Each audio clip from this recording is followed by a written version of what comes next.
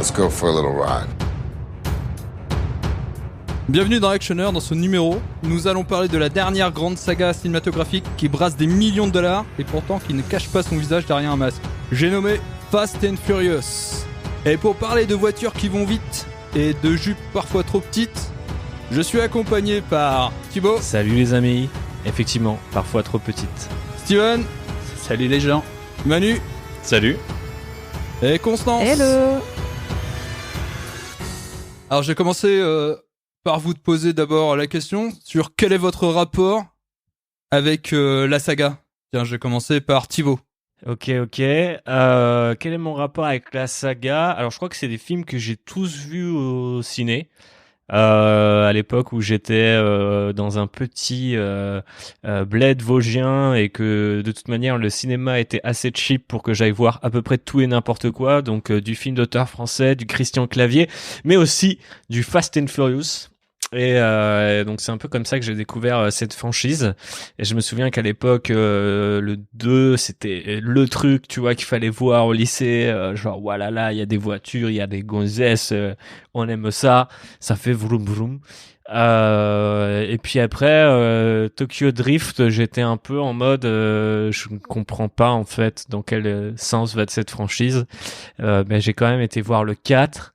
Et en fait, je crois que c'est le seul que j'ai pas vu au ciné, c'est le 5, parce qu'en fait à partir du 4 j'ai abandonné, ce qui est complètement stupide puisque c'est à partir du 5 que ça redevient bien à mon avis, je pense qu'on va en parler. Et c'est par la suite que j'ai repris un peu le train en marche en voyant le film en Blu-ray par la suite, parce qu'on m'en avait vraiment dit du bien et les gens m'avaient dit non mais c'est vraiment passé sur un autre truc, ça vaut le coup d'œil. Mais avant ça c'était purement du voyeurisme quoi, hein. C'est de la baston, des gonzesses, des voitures, à l'époque ça satisfaisait le cinéphile que j'étais, m'en fallait pas beaucoup plus. Je l'avoue, hein, voilà, on est dans un podcast confession pour cet épisode. Et toi Manu ?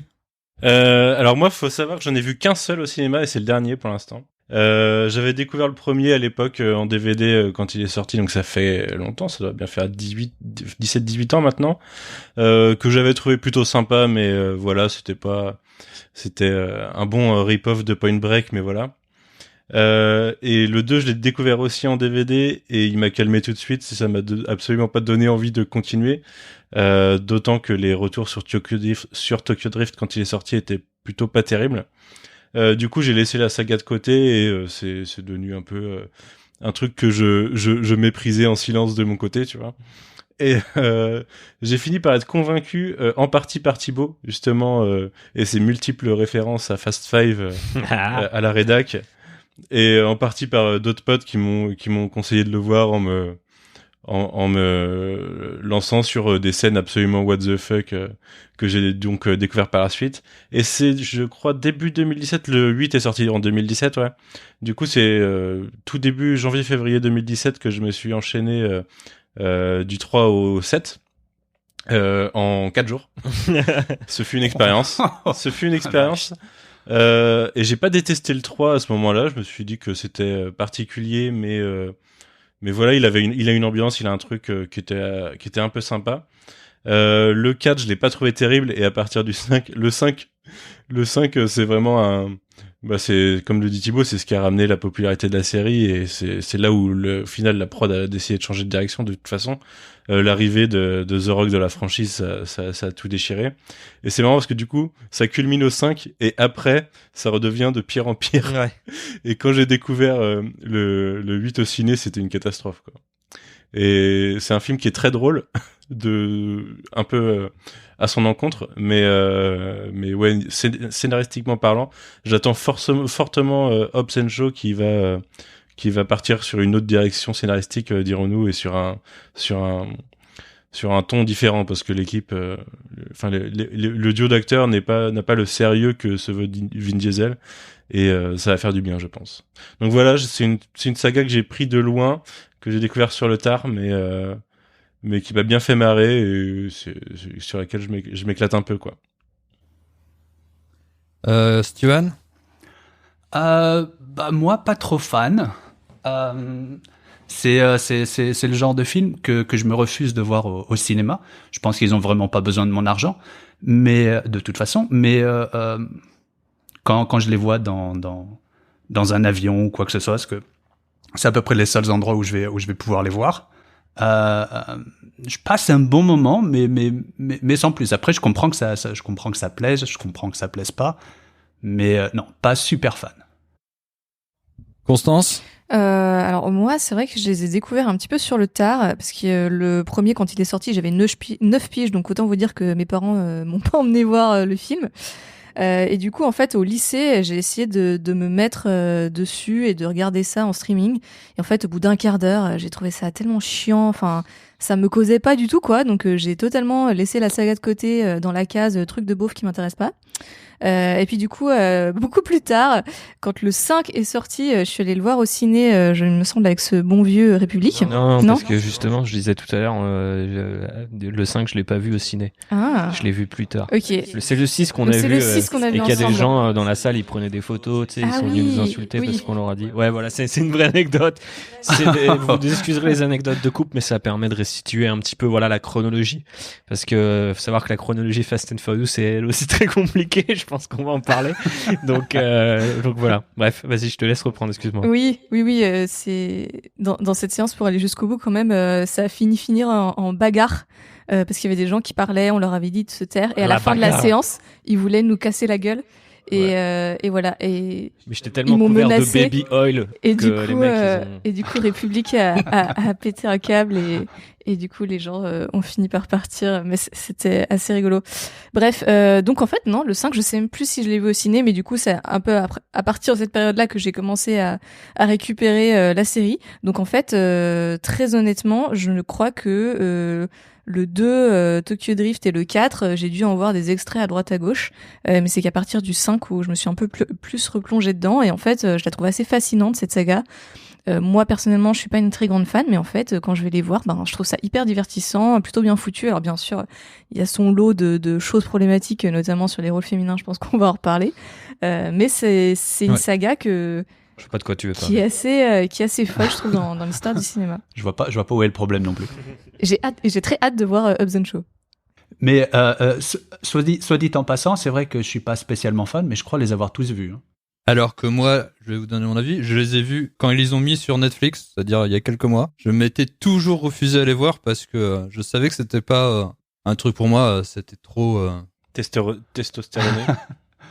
Ouais, mais... plutôt, ouais. Mais on va revenir aussi dessus, mais j'avais vraiment cette espèce d'a priori assez négatif, et sans doute à raison, et peut-être à tort aussi, parce que ça ne se réduit pas qu'à ça. Mais en tout cas, ouais, j'ai commencé à les regarder l'année dernière, quoi. Je sais que le premier, j'avais un copain à l'époque, quand j'habitais à Bordeaux, qui était super fan, et qui essayait absolument de me convertir à son truc, et je savais que c'était pas pour moi, j'avais autre chose franchement à regarder.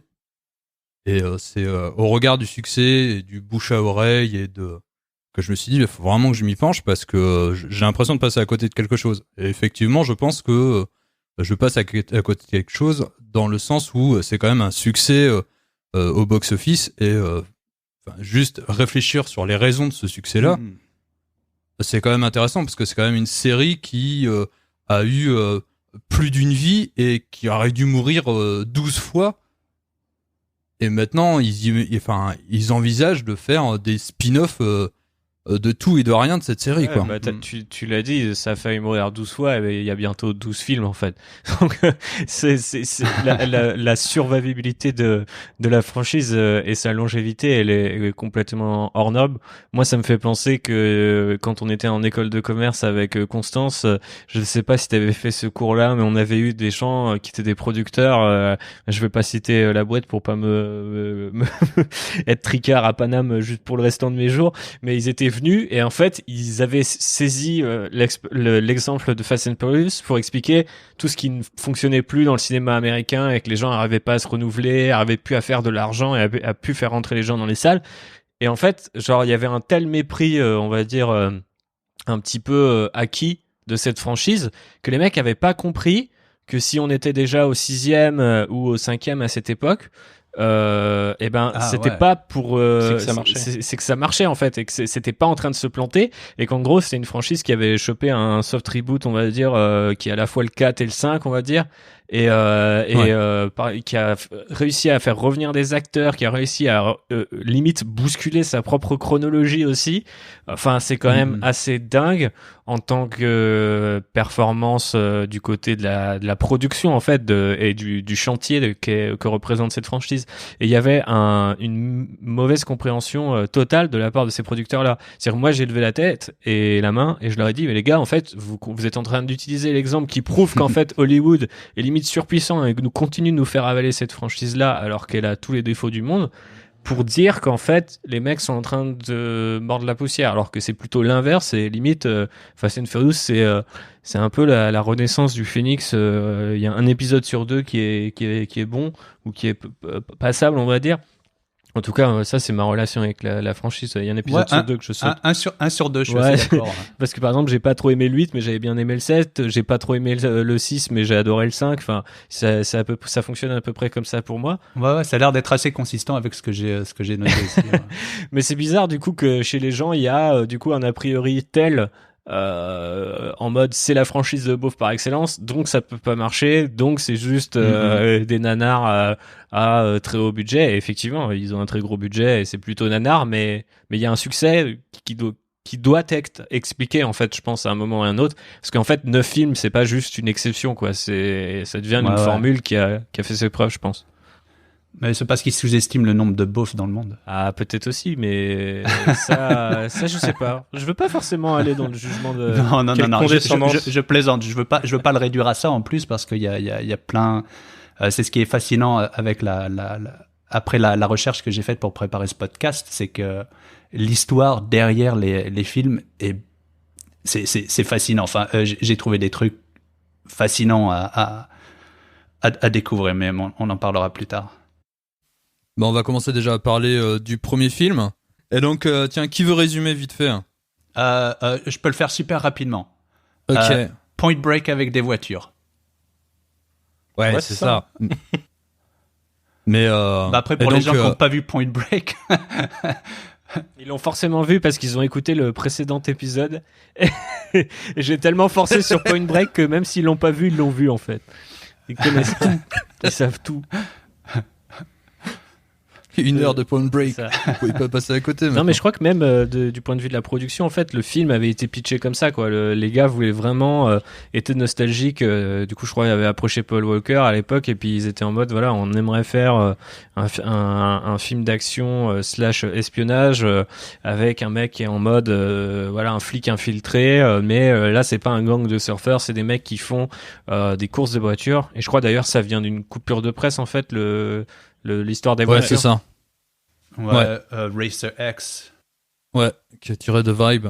Et d'ailleurs, je le mettrai sans doute sur le site, mais il y a donc parce que c'est le portrait d'un gars qui faisait des courses illégales à New York, et ils sont revenus à la suite du Fast 7 sur son avis sur la série par rapport à ce que lui vivait, parce que donc c'est vraiment des courses illégales qui se faisaient. Le gars il se faisait des $2000 je crois par course, et c'était avec des voitures japonaises. Et donc tout ce qui était culture du tuning, qui était encore très opaque, encore à l'époque, hein. Je pense que c'est Fast and Furious qui a porté la culture du tuning au grand public. Et donc il expliquait combien, par exemple, le fait que les courses se fassent entourées de femmes à demi nues, ça se passait pas comme ça, et que lui, il s'y reconnaissait pas, à part dans l'aspect course. Parce que, notamment dans le premier film, il y a beaucoup de ses copains à lui, de toutes les personnes qui faisaient des courses illégales, qui ont participé au film en tant que figurants et qui ont aussi prêté leur voiture parce que c'est aussi un film à petit budget et qui a eu un succès phénoménal. Ouais, c'est 38 millions de budget, j'ai regardé avant tout à l'heure. Ouais, c'était pour le vraiment premier, un petit budget, ouais. Mais si tu veux, je te fais un rapide plot, ça m'évitera de risquer de le faire sur le deuxième, dont je me souviens absolument pas. Ouais, vas-y. Du coup, c'est un flic de Los Angeles qui est interprété par Paul Walker, qui est envoyé en infiltration auprès de groupes qui font des courses de rue illégales pour essayer de démanteler un trafic un trafic de matériel électronique, pas mal de lecteurs DVD, je crois. Ça volait haut à l'époque, du coup. C'était important, les lecteurs DVD. Et qui, du coup, infiltre le gang de Dominique Toretto, ce bon vieux Vin Diesel, et découvre l'importance de la famille et des Coronas. Et voilà. Ouais, les Coronas. Et du coup, découvre tout ce monde de courses illégales et finit par... alors, spoiler alert, finit par laisser partir le personnage de Toretto. Voilà. Mais c'est Comme aussi dans parce Point que Break. Comme dans Point exactement. Break. Mais c'est aussi parce qu'il se rapproche de Mia, de la sœur Ouais. de Toretto, qui fait qu'il se rapproche aussi et qu'il change son point de vue, un peu comme dans Point Break. Là où dans Point Break c'est beaucoup plus subtil, parce que le personnage de Bodhi est beaucoup plus subtil. C'est pas faute de vous Enfin, l'avoir tout est dit beaucoup pendant plus tout un épisode. Et puis il y a déjà un premier trope qu'on va retrouver dans la franchise Fast and Furious, c'est qu'à partir du moment où tu as un ennemi commun, tu deviens pote avec ton ancien ennemi. Ouais. Et ça c'est important de le préciser pour la suite du podcast. Mais même, il y a toujours une question de bien et de mal qui est en permanence discutée dans cette série, parce que ils sont tous, tout le temps, à la limite de l'illégalité, et quelque part, c'est, j'allais dire, les valeurs réactionnaires, enfin, en tout cas, presque républicaines, qui font la limite entre un bon et un mauvais individu. Mhm. C'est vrai. Ouais, Les barbecues, la famille, tout le reste, tu peux jeter. ouais. Cacher ses impôts aux îles Caïmans, ce genre de Ouais. choses. Allez, on va passer vite fait aux deux. Tiens, Thibaut, tu veux résumer? Tu t'en souviens? Ou autrement, je peux le faire. hein, je peux Le 2, en fait, il y avait des histoires avec Vin Diesel qui pouvait pas revenir et tout ça. Personne n'avait kiffé, en fait, le scénario. Donc, c'est une version vachement plus neuneux et, pour le coup, vraiment, tuning dans le sens couverture ADDX, manifestation dans un petit village français avec les 3 fans de tuning locaux qui ont tapé leur 206 et quelques nanas en mini-jupe. C'est vraiment la version, on va dire, grève des scénaristes, même si c'était pas le cas de Fast and Furious, quoi. Et du coup, putain, je sais même plus c'est quoi l'histoire, mais il y a encore une histoire de gang, parce que maintenant qu'il a laissé filer Toretto, notre ami Paul Walker, dont j'ai oublié le nom du personnage, c'est Brian O'Connor. Brian O'Connor. C'est ça. Brian Ouais. O'Connor, et maintenant c'est un criminel recherché et tout ça, et du coup il fait des courses pour survivre, et effectivement moi il me semble que et il va rencontrer un nouveau personnage qui est incarné merde, j'ai perdu son nom. Par Tyrese Gibson. C'est ça, donc qui remplace plus ou moins Vin Diesel dans le rôle du pote chauve. Et Mais c'est son pote d'enfance. c'est ça, c'est son pote Un d'enfance. truc comme ça. Ouais. Et du coup, ils vont renouer ensemble. Je sais même plus en fait qu'est-ce que ça raconte, quel est l'enjeu du scénario. Il y en a peut-être pas d'ailleurs. Bah, il est pas recruté par les flics du coup pour Bah si, c'est pour ça. essayer de Il se est racheter, recruté par des flics pour faire des courses de la pour voiture. Voilà. Et donc lui, il veut pas faire. Donc Brian veut pas faire équipe avec un autre gars du FBI, et donc il demande à ce qu'on appelle. Donc il fait appel à son pote. Et comme ça, tous les deux, ils pourront avoir leur Ils sont- casier blanchi. Ils sont vraiment à la dèche, le FBI. mais tous les services Pour accepter ce genre de deal, c'est quand même hallucinant. tous les services secrets et autres agences gouvernementales du monde de Fast and Furious sont toujours grave en dèche, hein, parce qu'à chaque fois on a besoin des 3 mecs qui font des virages là, qui font des virages, je veux dire, mais putain, les mecs font des virages. Mais ça en dit long. Mais là aussi, c'est un deuxième trope de la saga où à chaque fois il y a une nouvelle agence qui dit en fait on n'y arrive pas, alors ça serait bien de nous faire un coup de main, nous filer un coup de main parce que on n'est pas assez fort avec nos voitures. Mais ouais, je me souviens plus trop du 2 en fait. Là, je me rends compte, je me souviens juste effectivement de tout ce qui était soleil, mini jupe, soirée mousse. Enfin, c'était pas. Il me semble que ça brillait. Je crois que je me sou- Il me semble que ça brillait pas je crois trop que je me souviens juste de le deuxième. Je me souviens juste de la scène de torture avec le rat sous le seau. Ah putain, c'est dans ce film. Ça doit être un agent infiltré justement qui se fait Ah bah ça m'a traumatisé cette torturer. scène. Ça m'a traumatisé. Putain, tu me ramènes dans un énorme cauchemar là, Manu. Putain, je savais même pas que ça venait de Fast and Furious 2. En fait, j'ai complètement oublié. C'est dire si j'ai bien révisé Non, ce ça podcast. s'appelle Too Fast Too Furious. Too Fast Too Furious. Parce que ouais, c'est Too Fast, La- Too Furious. parce que en plus de sa chronologie, les noms des films sont particuliers. ouais, c'est un petit Ah, peu c'est compliqué. génial. C'est un truc que j'adore en fin de compte. Je hais cette série, mais j'adore comment ils ont géré le nom de chaque Surtout film. qu'il- Ça part celui dans qui est- tous les Celui sens. qui est compliqué, c'est le 4, quoi. Il s'appelle Fast and Furious parce que Fast le and premier Furious. s'appelait The Fast and the Furious, quoi. C'est... Ouais. Oh, waouh. Là, les mecs... Et le sont- 6 s'appelle Fast and Furious 6. Ouais, voilà. Normal. Le mieux, ce sont quand même les titres en québécois. Tout va Ah, bien. les titres en québécois, non, mais c'est toujours goldé. Parce que c'est littéralement traduit en rapide et dangereux. Et je trouve que le 8, c'est quand même le destin des dangereux. C'est assez exceptionnel. Mais ouais, mais Furious 7, Dangereux 7, c'est pas mal aussi, hein. Lourd. Dangereux 7. Rapide et dangereux présente Hobbs and Shaw. Ah bah oui, pourquoi pas. Mais ouais, le 2, je sais Donc- pas s'il y a grand chose à sauver en fait. Ah, il me semble que c'était vraiment... Bah, ça a été réalisé par John Singleton, qui était le réalisateur de Boys in the Hood, qui nous a quittés il y a Ah, peu. merde. Mm. Mhm. Et donc, d'ailleurs, il regrettait parce que lui, il y avait déjà des courses illégales à l'époque à Los Angeles et il regrettait de ne pas avoir eu l'idée pour faire Fast and Furious. D'accord. Et donc, comme disait Thibaut, donc il y a eu 2 scénarios de prévus parce que Vin Diesel devait donc apparaître ou non dans le film et donc ils avaient prévu un scénario avec Vin Diesel et un autre sans.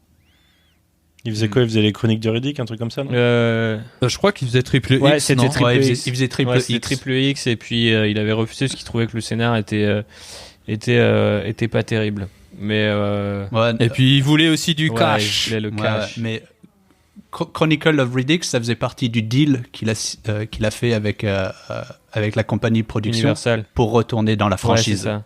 Ouais, c'est ça, il a D'accord. racheté les droits. On lui a... Ouais. Mais justement, je crois d'ailleurs que c'était Tommy Olyphant qui devait jouer au départ Dominique Toretto et que en fait, les gens avaient vu Riddick et ils avaient dit, il est vachement fort ce mec. Donc ils avaient pris Vin Diesel à la fin. Mm. Ça aurait donné sans doute autre chose dans un univers parallèle. C'est Mais clair. voilà. Allez, on va passer donc à Tokyo Drift. Yes. Allons-y pour Tokyo Drift. Et, tiens, Steven, tu veux le résumer hein? Vite fait, déjà pour le background, c'est le premier qui a été réalisé par le grand Justin Lin, grand sauveur de la franchise, il s'est un peu planté au niveau des recettes. C'est celui qui a fait le moins de millions de dollars. Enfin, c'est compréhensible aussi. hein, Bah, c'est un parce que- standalone quasiment, quoi. Ouais.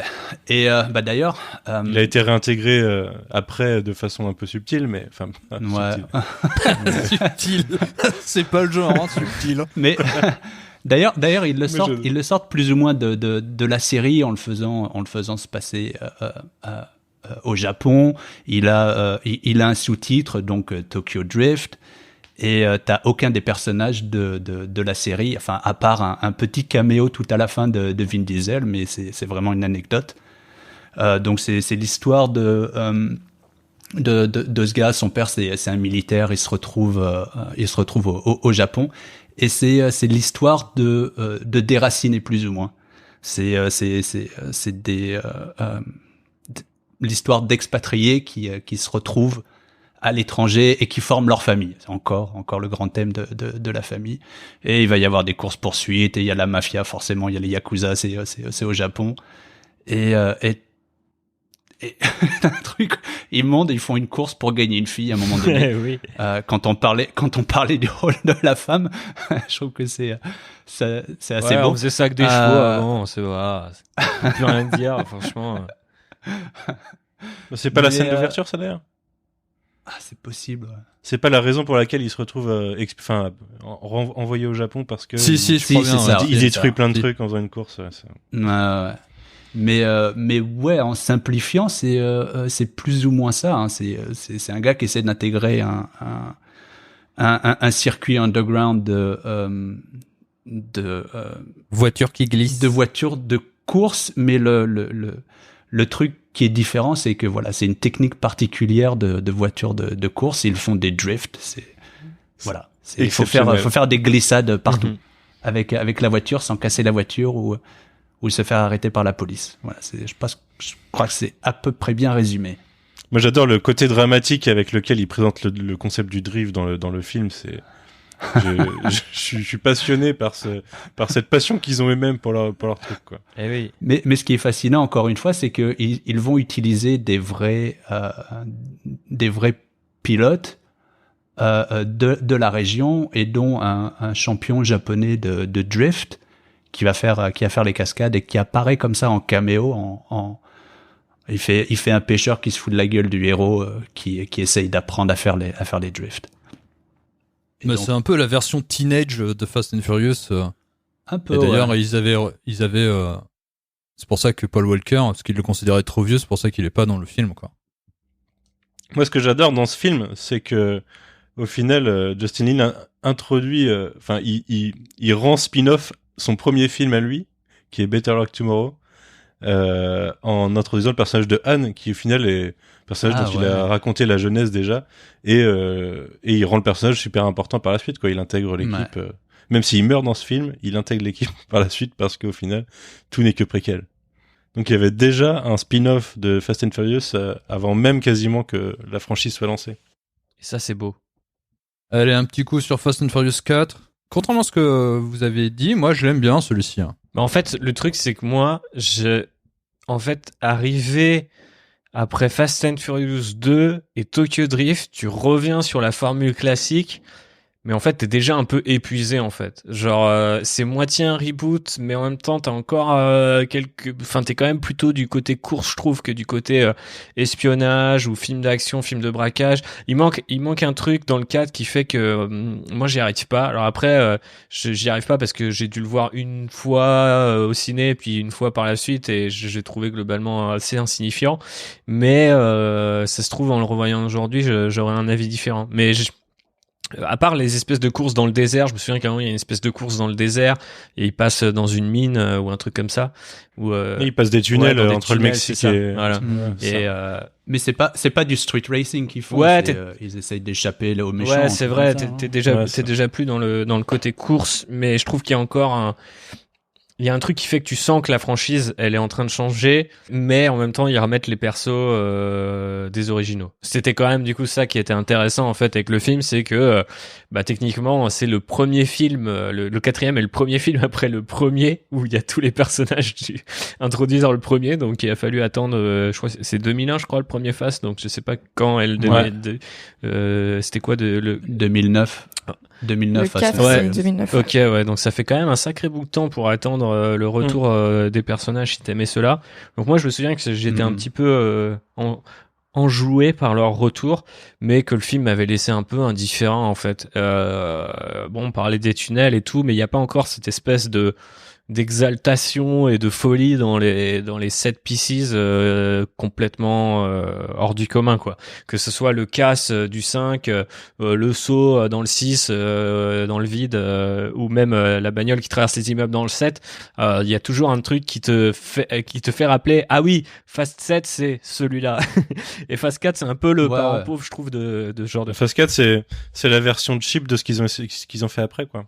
Ouais. Mais c'est surtout celui qui repose les bases. Ouais, c'est vrai. C'est celui dans lequel il tue Michelle Rodriguez au début. C'est ça. C'est dans celui-là. C'est ça. Ouais. Elle meurt pas en fait.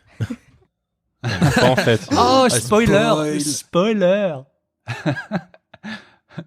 Et du coup, Vas-y. C'est le seul dans la nouvelle génération, on va dire, à partir de celui-là, quoi, où le méchant du film devient pas un membre de l'équipe par la suite. Ouais, c'est sûr. Comme quoi, ils avaient pas encore trouvé leur formule totalement, tu vois. On le revoit après, lui, le méchant, parce qu'il est reméchant encore plus. Mais la scène d'ouverture où il vole les camions d'essence, c'était stylé, les citernes d'essence, elle est quand même excellente, cette scène. Ouais, elle est pas mal, ça. Ouais. Je pense que c'est la meilleure scène du film, d'ailleurs. Hein. Mais je trouve que c'est une super belle ouverture. Hein. Elle fait très James Bond, d'ailleurs, dans l'allure où tu commences in media res. Non, ouais, je pense le film a du lot à reconsidérer, parce que c'est celui qui essaye à la fois de revenir sur ses bases et puis il va poser les bases de ce qui va suivre après, parce que C'est le soft reboot. Je crois final, que c'est surtout celui où il dit au revoir à ses bases, parce que t'as une scène de 10 secondes de street racing et après ça passe à la nouvelle recette. En tout cas, ce qu'ils essayent de faire la nouvelle recette. Parce que c'est le premier où ils voyagent dans le monde entier. Ça commence République dominicaine, après ça retourne à Los Angeles, après au Mexique. Je crois que c'est un des aspects aussi de la nouvelle sauce de la franchise, avec beaucoup de voyages dans le monde. Et je crois que c'est le premier qui fait ça, hein. Parce qu'en règle générale, il reste toujours au même endroit. C'est un peu le début de ce que Vin Diesel considère comme étant des trilogies internes en fait à la saga Fast and Furious, où les 3 premiers c'est sur les courses de voitures et les 3 d'après du coup c'est plutôt des films de casse et du coup des gros films d'action. Ouais. Et après on passe sur encore autre chose qui sont plutôt des films un peu d'espionnage presque, mais là du coup c'est le premier qui part là-dedans. Ouais. Mais cette scène d'ouverture elle me fait beaucoup penser à Mad Max, moi. Ouais. J'ai beaucoup aimé aussi. Et donc c'est le premier où on voit Gal Gadot. Donc c'est la première fois d'ailleurs qu'elle apparaît au cinéma. Ah, et vous dites Gal Gadot. C'était son premier film. Oui. Ouais. Ah ouais. Tu dis quoi toi? Gal Gadot. Ah, c'est... Ouais. Non mais in English le mec vit aux États-Unis, il dit Gal Gadot. Ah non non. Le mec dit à la maison. Le mec dit Los les Angeles, mais Gal Gadot. Bon, Wonder Woman. Ouais, Wonder Woman. En vérité, il habite dans le Vaucluse. New York, le Vaucluse. Ils écrivent ça N-I-O-U. Et donc ouais, c'est le premier film aussi qui est produit par Vin Diesel. Et c'est là où il commence à mettre la main sur la saga. J'ai un doute, c'est dans le 4, il devient pas, il se réhabilite pas, genre il redevient agent à un moment aussi ou pas? Non, il est arrêté à la fin Il y a du pas un 4. truc comme ça. Il est arrêté à la fin du 4. C'est Vin Diesel qui a arrêté à la fin du 4. Ouais. Mais Paul Walker, il est pas réhabilité. Si, au tout début, il est réhabilité parce que c'est en ça où c'est un statu quo, c'est-à-dire que Brian est redevenu un flic et donc Toretto est encore donc un bad guy. Et c'est d'ailleurs pour ça qu'il va voler donc le camion, parce que donc Brian lui est de son côté et les deux plots narratifs vont se rejoindre à cause de la mort de Letty. Ah, c'est ça. Ouais. Et c'est comme ça que se noue l'histoire, quoi. Et à la fin, il renique tout en le faisant évader. Exactement. À la fin, il renique tout et c'est le début du 5 parce que c'est comme ça que s'ouvre quasiment le 5. Ah oui, c'est vrai. La dernière scène du 4, c'est ils arrivent en voiture à côté du bus et la première scène du 5, c'est l'évasion. Où le bus fait 10 tonneaux et tout le monde va bien dedans. Ouais, j'adore cette scène. Le bus de prisonnier. Incroyable. D'ailleurs, c'est ce qu'ils disent, tu vois, quand ils rapportent l'accident, ils disent tout le monde est en bonne santé, il y a juste quelqu'un qui manque et c'est Toretto, quoi. Et là, tu fais ouais. Trop fort les mecs. Normalement, tout le monde est mort, hein, mais bon, admettons. Ils tirent Ils avaient mis leur ceinture, mais un coffre de prisonniers sympa. C'est dans celui-là où la physique des voitures et de ce qui tracte commence à partir en live. Ouais, mais c'est ça qui est bon. Quand il tracte, c'est dans celui-là où il tracte le coffre-fort, bien sûr. Yes, Ah, celui-ci, ouais. Ça m'a fait rêver, ça. Ouais, ça me fait rêver. Le coffre, quand il a besoin de tracter, enfin d'exploser les voitures, il les explose, et quand ils ont besoin de le tirer, il le tire. C'est parfait. Normal. Allez, qui veut résumer? Moi, je suis chaud. Parce que celui que j'aime le plus et que j'aime encore le plus. Alors, le 5, Dom Toretto, du coup, il va se réfugier après son évasion à Brésil, au Brésil, dans des favelas. Donc, il y a encore un peu un délire gangster, course, ça et là, mais vraiment en touche. Et du coup, ça a mal se mettre avec un baron de la pègre local, parce qu'il y a toujours un mec qui se mêle de leurs affaires. Sauf que cette fois, en plus du méchant qui est du côté du crime, on a un nouvel antagoniste du côté de la loi, incarné par Dwayne Johnson, qui arrive dans une scène exceptionnelle où le mec est dans un cargo de 60 mètres cubes, mais il est tout seul dedans. Et ça, j'ai toujours trouvé extraordinaire cette scène. Et c'est là que je me suis dit, ok, j'avais loupé un truc en n'allant pas voir ce film au ciné. Et il respire le respect et la testostérone. Il transpire plutôt même, il respire. Mais il respire aussi, hein. Mais il transpire surtout beaucoup parce qu'il est extrêmement huilé dans ce film. Et du coup, il vient aider la police brésilienne parce que du coup, oui, il y a aussi un nouveau personnage qui est du coup la future copine de Dom Toretto, qui est une petite agente brésilienne. Elle faisait la circulation, donc c'était pas assez pour arrêter Dom Toretto et sa bande, puisque maintenant du coup on retrouve Anne, on retrouve Gal Gadot, en fait à peu près tous les personnages introduits dans les films précédents, sauf le mec qui a fait Tokyo Drift, et RIP. Et du coup, voilà, ils commencent à être nombreux et un petit peu gênants. Et du coup, Dwayne Johnson doit les arrêter, doit aider les forces de l'ordre locales. Mais bien sûr, voilà, ils vont s'en prendre à un mec qui fait de l'argent sur les favelas et la drogue. Donc, le sens moral de la famille et les valeurs qu'on disait républicaines tout à l'heure font que finalement Dwayne Johnson et Vin Diesel et Paul Walker vont se retrouver. En tout cas, leurs personnages, parce qu'on sait ils s'entendent pas forcément très bien dans la vraie vie depuis, mais voilà. Et gros film en termes de budget, les séquences d'action sont vraiment beaucoup plus travaillées, pas forcément avec des voitures d'ailleurs. Je trouve que la scène où Vin Diesel se fait traquer par Dwayne Johnson qui passe à travers les murs, un peu façon Daniel Craig dans Casino Royale, je trouve assez cool. Reprise dans Aquaman l'année dernière. Ouais, c'est ça. Reprise dans Aquaman du même James Wan. Parce que c'est James Wan, c'est le 5, hein. Non, c'est Justin Lin. Ok, James Wan, c'était le 7 du coup. James Wan, c'est le Furious 7. Ok. C'est le 7, ouais. Autant pour moi, mais bon. Et Gray sur le 8. Et Justin Lin revient avec le 9. Ok, très bien. Mais du coup, je trouve que c'est celui qui est le plus réussi en ce sens-là, parce que les interactions entre les persos sont vraiment cool. Dwayne Johnson, il apporte tout de suite un truc. Et en fait, le passage, on va dire, d'une équipe à l'autre, d'un monde à l'autre, est beaucoup plus satisfaisant que dans les épisodes précédents, où t'es un peu en mode, bon, bah, tu sais qu'ils se détestent pas, donc ils vont être copains à la fin. Et là, vu que c'est un nouveau personnage et qu'il y a plusieurs parties qui sont intégrées, moi, j'avais trouvé ça assez frais, en fait, de passer entre les différentes factions, on va dire. Et puis, les scènes d'action sont juste ouf. La fin, le braquage, c'est du grand n'importe quoi. Je me souviens j'ai encore en mémoire, dans mon corps, le plaisir que j'ai ressenti à voir cette scène, parce que je trouvais qu'elle ne s'arrêtait jamais en fait, et c'est ça qui est assez exceptionnel. Même quand tu penses que c'est fini, ça l'est pas. Mais il y a vraiment des scènes d'action qui sont franchement pas mal. La photo des Fast and Furious est, je trouve, absolument dégueu et complètement inexistante pour la plupart du temps. Ah si, celle-ci, je la trouve pas trop mal. Je la trouve très Michael Bay. Mais ouais, justement. C'est celle-là qui est un petit peu la plus marquée. Il y a un gros passage Michael Bay justement quand les forces de The Rock se font intercepter par les gangs là. Ouais. Tu sais, ils sortent de leur véhicule et tout. T'as vraiment un côté un peu film de guerre. Et puis bah en fait c'est déjà en soi un remake du premier film où quand Dom Toretto se fait attaquer par un gang concurrent, il oublie ses différends avec Paul Walker pour s'allier contre le grand méchant. Et voilà, c'est le film un peu le plus kiffant, je trouve, encore de la franchise. Il y a des espèces... c'est le meilleur. Ouais, c'est le meilleur de loin, je pense. Mais je ne saurais pas forcément expliquer ce qui fait qu'il est le meilleur. Je pense qu'il y a un côté... c'est le moment où ils enclenchent vraiment, pardonnez le jeu de mots pourri, mais la 5e, et qu'ils ont vraiment passé leur nouvelle franchise. Ils l'ont vraiment... incarné cette fois dans différents personnages, dans la façon de filmer, les enjeux et les différentes scènes d'action qui sont quand même plutôt bien construites. C'est pas juste faut une course toutes les 20 minutes et point barre quoi. Donc j'aime bien ce film. Je le porte dans mon cœur. Et qu'est-ce qui fait, vu qu'on tourne un peu autour de la question, je voulais la poser plus tard, mais qu'est-ce qui fait la recette d'un bon Fast and Furious? Parce que là, on est tous d'accord pour dire que c'est le meilleur. Bah déjà, c'est The Rock qui a introduit, quoi.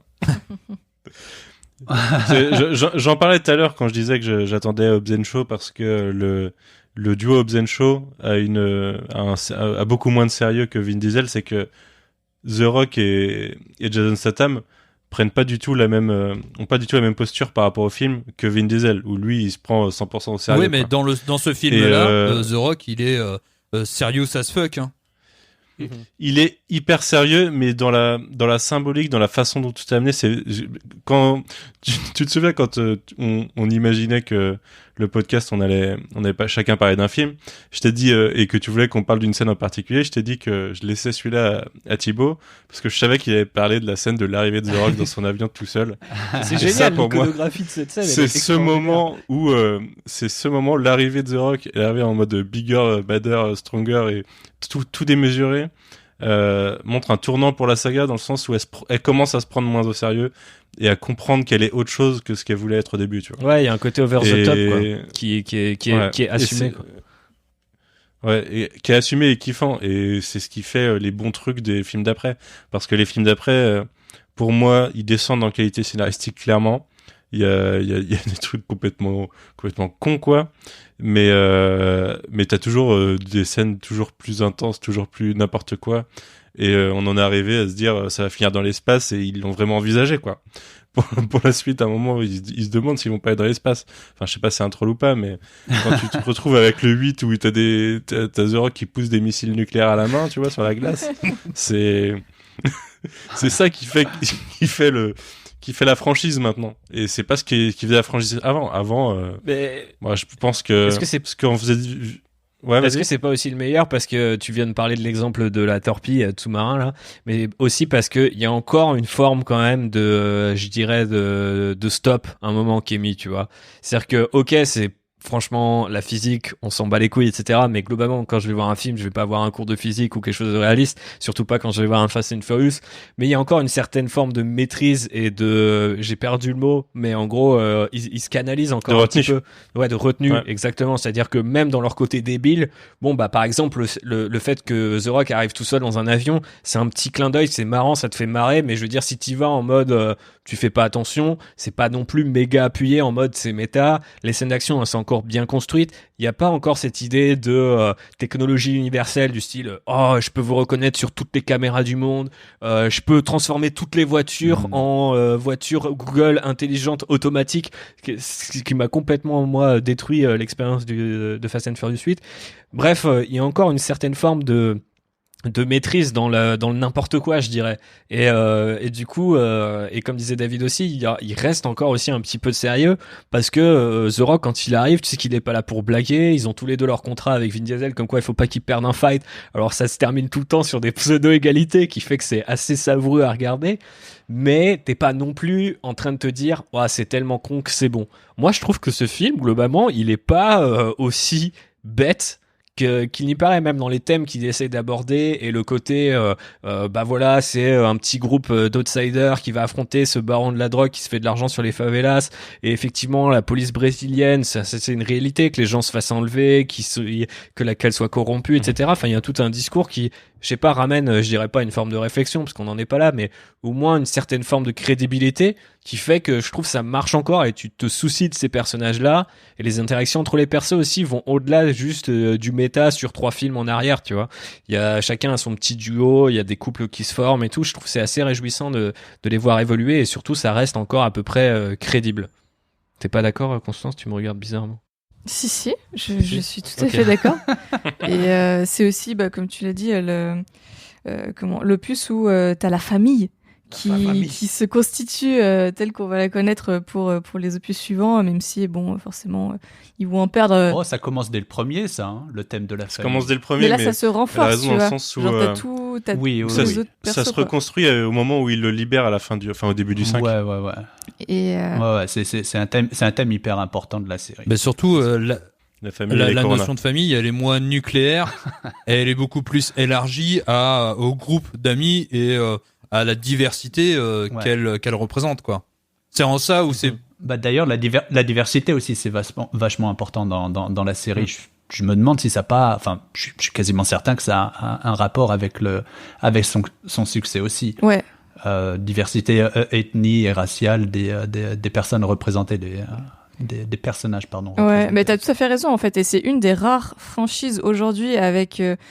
autant de diversité de 1, et ensuite dont c'est pas le sujet en fait des films. Exactement. Genre les persos ils sont là, ils sont comme ça, et on s'en fiche en fait. Voilà, c'est tout. Ils représentent la réalité. C'est ça. Ouais, c'est Los Angeles à la base, donc forcément. Et par exemple, j'ai trouvé. Ouais, mais enfin ils auraient pu se la jouer Point Break. Hein. Point Break, c'est que du white. Hein. Ouais, mais c'est 91 Point Break. Ouais, mais tu sais, tu vois aujourd'hui. Enfin, les films Marvel, l'équipe Avengers de base, c'est très blanco-blanc, quoi. Donc, c'est une des rares franchises où t'as en plus toutes les ethnies qui sont représentées, parce que t'as des persos asiates, noirs, latinos, t'as des blancs aussi. Enfin, c'est vraiment assez intéressant de voir ça. Et j'ai trouvé une stat alors qui concerne du coup Fast 7, mais j'imagine que ça s'applique aussi aux précédents opus. C'est que dans les premières semaines où le film sort, l'audience est à 75% non blanche. Et ça, c'est un truc qui arrive pas souvent. Et en fait, c'est ce qui fait la force et le succès financier aussi de la franchise. Ouais, c'est sûr. Bah ouais. Et en plus, comme tu dis, ce qui est assez intéressant et presque amusant, c'est que les mecs en ont jamais parlé, tu vois. Enfin, c'est comme tu disais, c'était pas le sujet de la franchise, c'est même pas abordé dans les dans les interviews, dans les conférences de presse. Il y a aucun journaliste qui ait jamais été leur dire alors vous avez mis un Stormtrooper noir, enfin tu vois, genre alors c'est pour quand le héros LGBT. Enfin, au final, ça s'est imposé comme ça au fur et à mesure des films. Ils ont rajouté les différents personnages et puis à la fin, ça fait une famille très multiculturelle et qui, dans le cas de Fast 5, a aussi une sorte de double casquette parce que ils croisent ça avec un film de braquage, donc d'un coup il y en a un qui va devenir le hacker, les capacités d'un tel en drift vont permettre de faire le braquage, etc. Donc ça repose aussi sur d'autres archétypes qui, à mon avis, viennent de meilleurs films ou de genres un peu plus acceptés, et je pense que c'est aussi ce qui a fait le succès du 5 et sa supériorité par rapport aux autres opus de la franchise. Ouais. Bon, on va passer au 6. Le tank. Le tank. Le tank, quoi. Je peux t'en parler un petit Allez, peu. vas-y. Le 6 qui est pas terrible, je trouve, mais qui est super important scénaristiquement dans le croisement des personnages au final. Parce qu'on a des retours, on a des trucs qui préconisent la suite.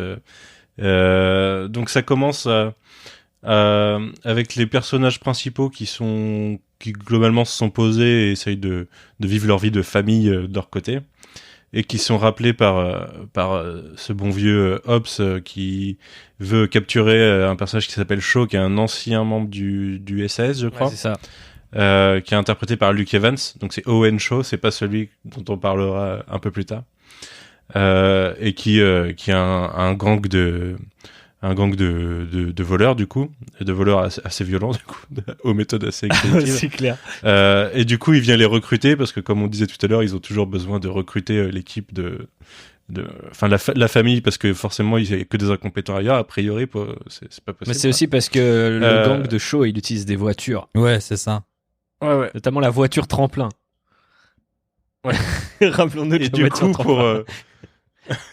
pour convaincre l'équipe de Toretto de participer, Hobbs lui montre la photo de Letty qui semble être encore vivante, et du coup il fait appel à sa fibre familiale pour l'amener, et voilà. Après, je sais plus toutes les subtilités du truc. Je sais que c'est au niveau action et course poursuite, on a une course poursuite d'1 quart d'heure sur une piste d'aéroport. Ah, ça c'est le final. Avec un avion qui décolle. Ouais. C'est le final, ouais. L'action est plutôt bonne, mais scénaristiquement, je l'ai quasiment oublié parce que j'ai vraiment trouvé ça pas terrible. Ça marque un début espionnage, comme le disait Constance tout à l'heure. Alors, pas encore autant que la suite, parce que on va vraiment avoir cette fibre poussée avec le 7 et surtout le 8. Mais et quand je disais que scénaristiquement ça regroupait pas mal de choses, c'est que ça ramène le vilain du 4, du coup, qui s'appelait Braga, je crois. Je me rappelle jamais du nom de l'acteur. Pour moi, c'est Ramon Salazar, donc c'est de 24, donc c'est un peu compliqué. Et ça introduit en post-générique, puisqu'il y a une post-générique, étant donné que Shaw se fait démonter à la fin. Alors moi, je croyais qu'il était mort à la fin, mais au final, on découvrira plus tard. Ouais. C'est souvent le cas dans la franchise d'ailleurs. Personne ne meurt, sauf si l'acteur meurt, en fait. Si Gal Gadot, elle est morte, du coup, oui, donc, à la fin de celui-là. C'est vrai, ouais, mais oui, à la fin, elle meurt, ouais. Bah, d'ailleurs, il y a Gal Gadot qui meurt à la fin. Je crois que Anne, du coup, il quitte le groupe à ce moment-là, et ça va être, on va découvrir en post-générique que le 3, la mort de Anne, se passe après ce film, et il est tué par le frère de Shaw, du coup, Jason Statham, qui veut se venger de l'équipe. Qu'est-ce qu'il y a d'autre? Ah oui, bah si, scénaristiquement, il y a un des enjeux du film, c'est que Letty fait partie du groupe de méchants, Du coup, Dominique essaye de la récupérer et ça donne une scène finale, enfin une scène exceptionnelle avec une voiture qui se stoppe. Alors je sais plus, c'est une course-poursuite sur un pont ou Ouais, le long c'est le long d'une autoroute. d'une colline. Ouais, sur une autoroute. Où, Il passe entre les deux il la échangeurs. rattrape au Ouais, vol. elle est exceptionnelle, Ouais, cette scène. Où il l'attrape en volant lui-même et il réatterrit sur le capot d'une voiture en mode NP. Ah ouais, c'est exceptionnel. Moi, on m'avait décrit cette scène, c'est un des trucs qui m'a poussé à regarder la franchise. Je trouve ça. Et du coup, voilà, c'est un film pivot. Est-ce que c'est dans celui-ci que finalement Hobbs va finir par passer un peu plus du côté de l'équipe que dans le 5 c'est lui qui les recrute. Ouais, non mais. Et puis oui, ils font carrément partie il est pas passé du mauvais côté de la loi. Oui, ils sont ensemble. C'est là où ils sont, c'est là où les liens se nouent, quoi. C'est-à-dire que où la différence, on voit qu'ils sont dans le même camp. Oui, parce que même à la fin, ils ont chacun, Dwayne, il a un mini-boss à tuer, et Vin Diesel, il a le méchant à taper. Ils ont chacun leur vilain et tout. C'est dans lequel où ils s'attrapent les avant-bras façon Schwarzenegger. C'est dans le précédent. C'est dans celui-là. Ah non, c'est dans le... c'est dans Fast. Okay. C'est dans Fast 5. Il me semblait que c'était dans celui-là, mais je sais pas. J'ai un doute, j'aurais dit que c'est le 5. Parce que dans le 6, il y a un passage qui est exceptionnel où quand l'avion décolle, je crois à un moment, il y a un des méchants qui se fait balader de Vin Diesel et il y a Dwayne Johnson qui lui met une espèce de manchette mid-air, tu vois, genre en mode il se le passe et c'est assez exceptionnel le côté bourrin des deux. Sachant qu'en plus, Dwayne Johnson est tellement disproportionné par rapport à Vin Diesel, tu te dis, le mec, c'est pas possible qu'il envoie lui, mais c'est quand même le petit chauve et pas le gros chauve qui fait le plus de dégâts. Donc moi, ça me fait toujours rire cette espèce de concours de beats parce qu'il n'y a pas vraiment d'autres mots dans la franchise par rapport à tout ça. Et puis le côté rétro-continuité avec la scène post-générique qui replace le spin-off du 3 et tout. Je me souviens, avec Statham qui sort, j'étais là, mon Dieu, qu'est-ce que c'est que ça? C'est extraordinaire. Je comprenais plus rien, mais en même temps, je trouve toujours ça absolument génial, quoi. Et juste les mecs ont réussi à retcon un film qui a quoi? Du coup, c'était 2004. Enfin, je sais pas, c'est trop improbable la façon dont ils gèrent leur licence. C'est genre, ouais, Anne, il fallait le garder après Tokyo Drift parce que ça marchait bien. 10 ans plus tard, c'est quand même. 2006. Ouais, 10 ans plus tard, les mecs, ils retapent le truc. Enfin, exceptionnel. Et dans ce film, il y a aussi Joe Taslim, qui est l'un des acteurs de The Raid. Ah, c'est vrai, ouais. Pour l'anecdote. Ils aiment bien mettre 2-3 martial artistes de temps à autre pour faire la bagarre. Exactement. Allez, on va passer au 7, qui est un peu plus particulier dans la série Fast and Furious, parce que c'est là où Paul Walker meurt pendant le tournage. Donc, qui veut résumer? Bah, c'est simplement Shaw, donc frère, qui, incarné par Jason Statham, commence... D'ailleurs, la scène d'introduction, elle est exceptionnelle, je trouve, où il est dans l'hôpital et tu vois qu'il a tué absolument tout le monde pour aller voir son frérot. Et il jette une grenade à un mec qui dit « Aidez-moi !» Après, il jette une grenade et ça envoie le titre. Donc très très lourd. Et j'aime bien ce film parce qu'il est vachement en mode... c'est plutôt l'équipe qui va être traquée par le méchant plutôt que l'inverse d'habitude. Et du coup, effectivement, c'est la revanche de Shaw sur l'équipe. Donc, il va aller affronter chacun des membres un à un, y compris quand ils sortent du cimetière ou quand ils sont au bureau, dans le cas de Dwayne Johnson, où ils vont casser toutes les tables et les trucs transparents en verre du bureau, de tout un étage. Ce qui rend le truc... il finit par tomber, par tomber de son immeuble. C'est ça, par tomber de son immeuble. Il se casse juste le bras. Ouais. Et du coup, il passe le reste du film dans l'hôpital. Alors, je sais pas si c'était déjà lié à des disputes avec Vin Diesel ou pas. En tout cas, ça permet au film à un moment d'évoluer dans un côté plus thriller technologique. Parce qu'il y a aussi l'introduction de personnages. Comment s'appelle cette actrice C'est Nathalie Emmanuel qui incarne une hackeuse qui s'appelle Ramsey. Et pour la petite anecdote, donc c'est l'actrice qui joue Miss Sunday dans Game of Thrones. Voilà. Et donc là, elle a encore la tête sur les épaules. et il lui et du coup c'est un peu elle, si je me souviens, l'enjeu du film, le MacGuffin, parce que elle a créé ce programme qui permet de hacker les caméras de sécurité partout dans le monde, et Shaw en a besoin pour faire God's Eye. voilà, c'est ça. Ouais, et Je sais plus quoi. c'est pas un énorme clin d'œil à James Si, Bond, non, mais ça, si, sérieux c'est carrément GoldenEye. Oh, si. Bah oui, enfin, ça peut pas être une coïncidence. GoldenEye, c'était pas un satellite? Si. Oui, mais. Ouais, mais là, Ouais, mais Ça s'appelle God's Eye quand même. ouais. C'est pareil. Ok, c'est pareil. Mais voilà, c'est quand je disais que j'aimais bien un film sur deux, c'est parce que en fait, a priori, ouais, depuis le 5, j'ai beaucoup aimé le 5. Le 6, je l'ai trouvé vraiment, à part pour le côté retcon, absolument inutile. Le 7, je le trouve vraiment bien foutu dans ce côté-là, parce que je trouve que Statham, de la même manière que Dwayne Johnson, en termes d'effets, en tout cas, ramène vraiment un truc nouveau, et il est assez menaçant, et il y a un côté intéressant même dans le côté physique qu'il donne au vilain, parce qu'il est vachement plus assez Statham, donc c'est vachement plus coup de pied, un peu félin et tout, et à chaque fois il arrive dans les, enfin je me souviens, j'ai été voir ce film, je crois que j'étais à côté de ce bon Jay Statham d'ailleurs, et du coup à chaque fois qu'on le voyait apparaître, on pouvait pas s'empêcher d'avoir un putain de sourire, parce que t'as juste l'impression que dans ce film, il y a le film qui se déroule, et il y a Statham qui pop de temps à autre, genre notamment quand ils sont à Abu Dhabi, je crois, Oui, c'est ça. et qu'il arrive dans l'ascenseur, et du coup d'un coup ça crée un bordel, le mec tire au lance-grenade au milieu d'une petite soirée privée, donc il en a absolument rien à foutre des civils et des gens autour de lui, et ça le rend, je trouve, complètement attachant en fait, dans le côté vilain Fast and Furious. Tu veux qu'il soit bourrin, et qu'il ait vraiment la haine, et sachant qu'en plus il vient narguer l'équipe et tout, il y a vraiment un côté un peu psychologique que je trouve sympa. Et après, il y a des trucs tellement gratos et popcorn. Enfin, il y a Ronda Rousey dans ce film. Il y a le coup de la voiture entre les immeubles, et où en fait, on t'a montré deux immeubles pendant 20 minutes, donc t'es persuadé qu'il y en a que deux, et d'un coup, en fait, il y en a 3. Putain, j'adore. C'est exceptionnel. J'ai adoré ce twist au cinéma, je pouvais pas m'empêcher. Il y a aussi Dwayne Johnson. Il s'arrache son Dwayne plâtre. Johnson qui arrache son plâtre et qui va dégommer un drone Predator avec une ambulance, parce que pourquoi pas. Et ensuite, il récupère le minigun du drone. Ça n'a aucun foutu sens, mais c'est juste tellement débile.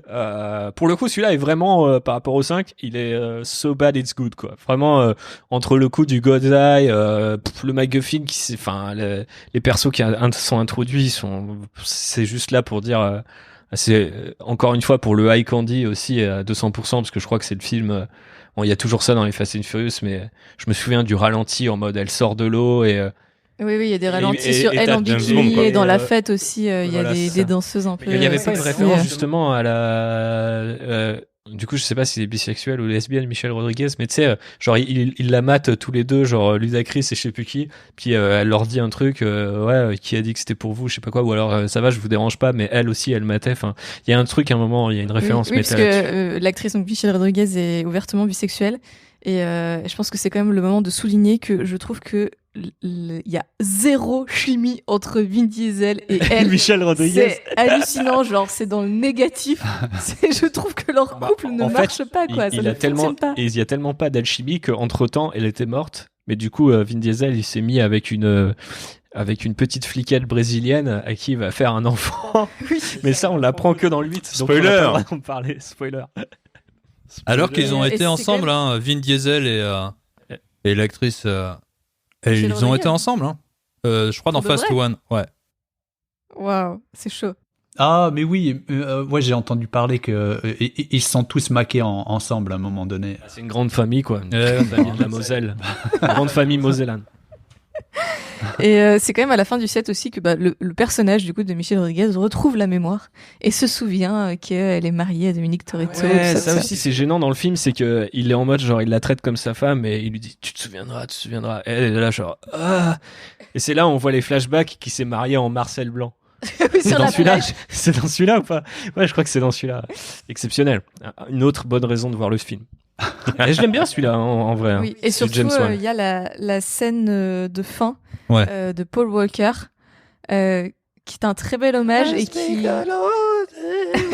avec la musique qu'on a entendue pendant des mois juste après.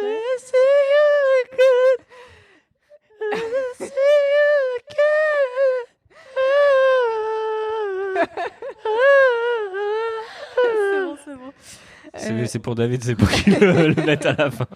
C'est une pause générique. Et là, on rigole, mais c'est vrai qu'au cinéma, franchement, c'était difficile de ne pas quitter la salle sans verser sa petite larme.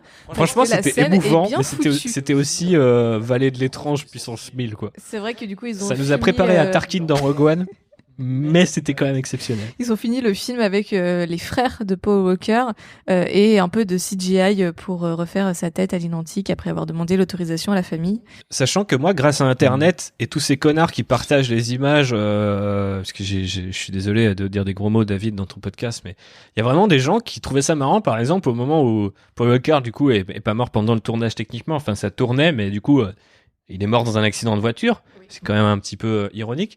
Et du coup, il y avait une photo passager. Il y avait une photo de son cadavre, de sa dépouille qui circulait sur Internet. Et donc moi, j'ai le dernier souvenir que j'ai de Paul Walker, c'est son visage après son accident. Donc effectivement, quand tu le revois quelques mois plus tard au cinéma, moi j'ai passé un très mauvais moment. Donc j'en place une, on rigole bien, mais d'un point de vue éthique, ça serait bien de se poser des questions sur le partage de ce genre d'images, aussi dans les attentats, ce genre de choses. Voilà, j'ai rendu le podcast beaucoup trop sérieux. Désolé pour ce petit aparté moral. Ah non, mais je crois qu'on est tous d'accord. Mais j'espère. après, faut savoir, Paul Walker, c'était un aficionado de course aussi. Hein. C'était un vrai pilote. C'était le seul qui était capable de faire les cascades qu'on voit dans les films. Enfin, je veux dire les 3 premiers films, hein, pas après quand ils sautent après les hélicoptères, ils font des loops piqués avec leur voiture. Personne ne peut le faire. Si, Dwayne. On sait pas. Dwayne, il regarde la gravité, il fait t'as un problème. Fais ce que t'as à faire. T'as vu mes bras, quoi. Mais ouais, et il faut savoir que le décès de Paul Walker a quand même beaucoup affecté, que ce soit la prod, toute l'équipe, et notamment Michelle Rodriguez, qui a dit que pendant 1 an, elle était vraiment au fond du trou et qu'elle était retombée dans la consommation de substances plus ou moins légales. Et c'est aussi un exemple de franchise qui s'en sort malgré la mort d'un de ses personnages principaux, quoi. Mm-hmm. Mais ils avaient l'air d'être vraiment potes dans la vie, les acteurs. Ils jouaient une famille recomposée, j'ai envie de dire, mais une famille qui s'est choisie à l'écran, mais ils avaient l'air d'être vraiment proches les uns des autres dans hors écran. Et ouais, ça peut se comprendre que ça a été. Et puis je pense que c'est pas étonnant par la suite que au final c'est là où les ennuis ont commencé, où Vin Diesel c'est parti en couille avec Dwayne Johnson. C'est le film précédent qui, je pense, manque quand même d'unité en termes de le groupe, on le ressent pas de la même manière qu'on le ressentait dans 5, 6, 7 quoi. Donc je pense que c'est pas étonnant et effectivement pas anodin, je veux dire la disparition de Paul Walker effectivement avait un côté un peu déprimant à plus d'un titre quoi. Moi je voudrais mettre une mention spéciale sur ce film à la scène où en fait la pause générique se passe au final en parallèle du début du film, du début du 7, la pause générique du 6. Et du coup, la fin du 3e, c'est compliqué tout ça, mais. Et du coup, on voit, dans le 7, on voit Vin Diesel aller à Tokyo et parler avec le personnage de Lucas Black.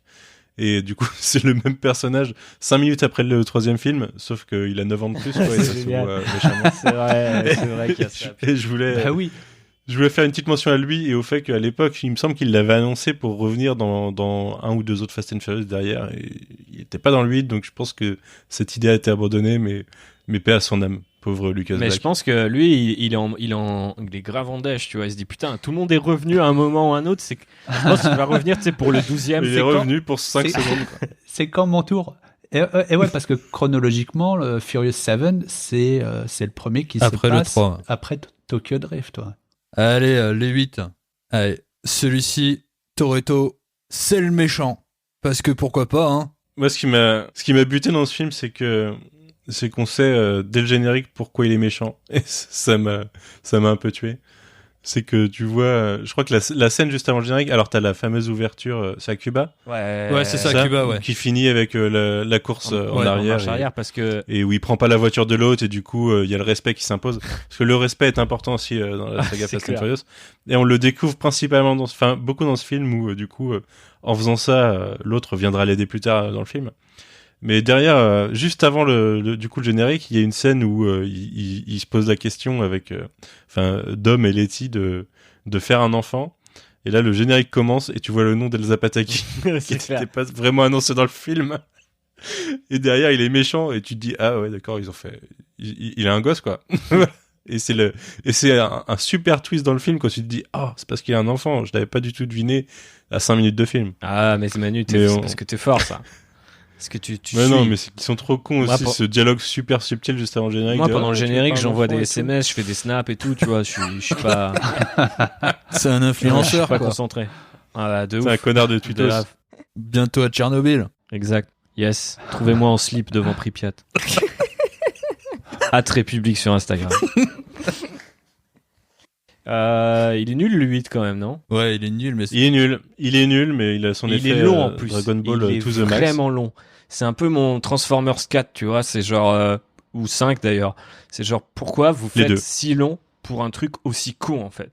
Parce que là, littéralement, c'est Cypher, donc incarné par Charlize Theron, c'est ça, qui fait chanter Dom Toretto parce que elle aussi, elle manque de personnel a priori. Donc je me dis tiens, je vais le voir lui. D'ailleurs, j'ai cette vision de Charlize Theron qui embrasse Vin Diesel et il faut vraiment que je me lave les yeux à tout jamais. Charlize Theron avec des dreads. Ouais, des dreads. Genre pire costume design ever. Attends, rappelle-toi comment elle accoste Vin Diesel. Elle fait croire qu'elle connaît pas sa voiture. Elle fait je sais pas comment ça marche, monsieur, venez m'aider à réparer la voiture. Là, ça commence comme un vieux boulard et tout. C'est exceptionnel ce film. Mais ouais, je me souviens que j'ai été le voir et que en fait c'est le premier phase où je me suis dit ça y est, en fait j'en ai plus rien à foutre parce que je sais pas, ça manque de liens ou de scènes d'action qui te font kiffer. Je crois que je me souviens très bien de ce qu'il y a les espèces de cascades de voitures, littéralement des cascades, hein, pas au sens ils font des tonneaux, mais c'est une cascade d'eau. Sauf que vous remplacez l'eau par des voitures d'un parking souterrain. Donc ça, c'était un peu tiep. Est-ce que toutes les voitures là-bas sont connectées? Ouais, toutes les voitures sont d'un coup connectées. Le coup de la base, je sais même plus comment ils en arrivent là-bas. Après, le seul truc que j'avais vraiment kiffé, c'est quand c'est pour voler un sous-marin nucléaire. Ouais, voilà, ils volent un sous-marin nucléaire. Et il y a un moment, je crois qu'ils font une espèce de backflip avec la voiture pour arrêter un missile au milieu des airs. Enfin, celui-là, il était assez exceptionnel. Mais le film, je crois à la fin, c'est une poursuite entre les voitures. Ouais, c'est la seule bonne scène, d'ailleurs. Ouais, il y a guère que cette scène-là qui est... Mais non, moi la meilleure scène, c'est la scène de l'avion avec le bébé et les deux shows du coup. Parce que là, du coup, les deux shows sont gentils dans ce film. Ils sont passés du côté clair parce que à un moment. Parce qu'il y a la mer. Alors, tu disais qu'on se souvenait de rien, Thibaut. Moi, ce que je retiens, c'est vraiment Hobbs & Shaw dans ce film, c'est tout. Hein. C'est. Ah oui, la scène. Non, mais la scène de la prison, pour moi, c'est la meilleure scène du film. Mais c'était, je pense. Il y a la prison où il commence à faire des haltères avec le truc en béton, le bureau en béton. Exceptionnel. Et après, il y a la scène où ils réparent tous les deux un moteur, Hobbs & Shaw, et ils s'envoient des fions. Et à la fin, ils sont potes. Ouais, quoi. Ils sont potes parce qu'ils l'appellent ils par se son détestent, grade. Ils s'envoient des fions. À la fin, ils l'appellent capitaine parce que c'était Capitaine Shaw et tout, je sais plus quoi. Là. Ah, exceptionnel, beaucoup trop de respect entre les deux. Mais après, je pense que moi, je me souviens que le seul moment que j'ai kiffé, c'est le sous-marin, les deux seuls moments, et la prison. Mais la prison, je me souviens qu'à l'époque, je crois que ça n'était pas annoncé Hobbs & Shaw. C'était en mode genre ouais, on a un projet, on va faire un spin-off sur le personnage de Dwayne Johnson. Et très clairement, quand tu le vois, il y avait des tensions sur le sujet. C'est un court-métrage, quoi. C'était vraiment un test en mode sur quoi les gens vont réagir. Est-ce qu'ils vont voir ça? Et franchement, les vannes qui s'envoient en mode ouais, t'es un petit biscuit anglais, je vais te tremper dans mon thé et tout, machin. Pendant que le mec fait ses répétitions avec le bureau en béton. Après, ils arrivent à lui tirer avec des balles je me souviens, les balles en caoutchouc et qui fait genre rubber bullet. Big mistake. Et après, genre, il éclate les mecs pendant que Stata monte tel un chat sur les grillages et tout. Non, géniaux. Il y a une espèce de tension crypto-gay entre les deux en plus. Ah ouais, mais c'est 100% délicieux. crypto-gay, hein. C'est à fond. Mais tu le voyais d'ailleurs il jouait encore là-dessus dans Hobbs & Shaw.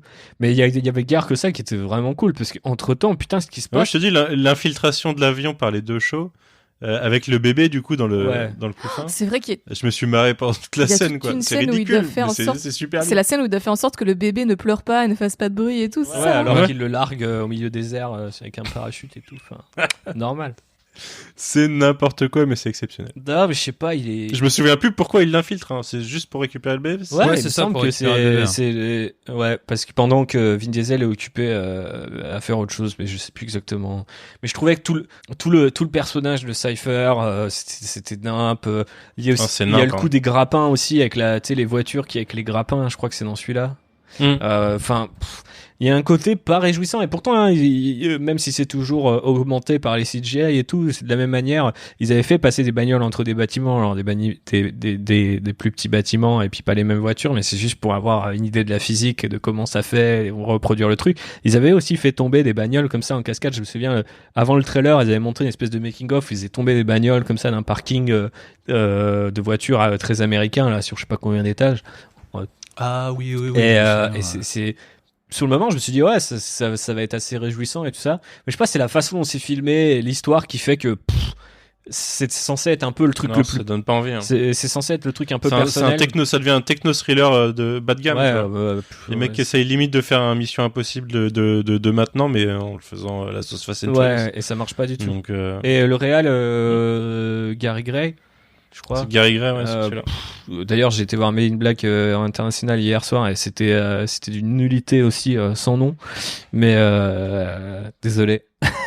Mais lui, faut pas lui confier en fait. Faut qu'il fasse des spin-offs de NWA en fait ou de Straight Outta Compton parce que ça marchait bien. Mais l'action, il y arrive pas quoi. Il y a aussi un côté mine de rien, James Wan et Justin Lin, depuis, ils ont prouvé qu'ils savent faire des set pieces. Je suis pas le plus grand fan d'Aquaman, mais il y a quand même des trucs qui sont assez réjouissants dans ce film.